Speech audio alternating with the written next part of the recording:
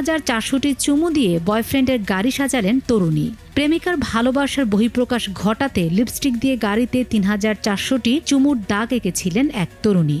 Video viral হওয়ার পর traffic আইন ভাঙার অভিযোগে ভারতের গোয়ালিয়রে গাড়িটির মালিককে ৫,৫০০ রুপি জরিমানা করা হয়েছে। আসন্ন ব্রিক্স সম্মেলনের ভেন্যু হিসেবে তালিকাভুক্ত নয়াদিল্লির ২ ৫ তারকা হোটেল আন্দাজ দিল্লি ও JW ম্যারিয়েট এ অভিযান চালিয়ে মেয়াদোত্তীর্ণ খাবার, তেলাপোকা ও গুরুতর স্বাস্থ্যবিধি লঙ্ঘনের প্রমাণ পেয়েছে FSSAI।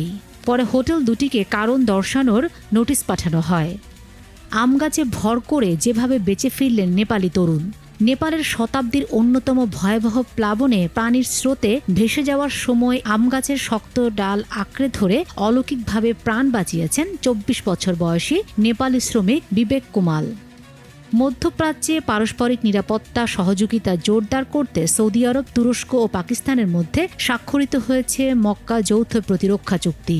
এই জোটে বাংলাদেশ যুক্ত হওয়ার আগ্রহ প্রকাশ করলেও এর ফলে দক্ষিণ এশিয়ার রাজনৈতিক উত্তেজনা বৃদ্ধির আশঙ্কা করছেন বিশ্লেষকরা।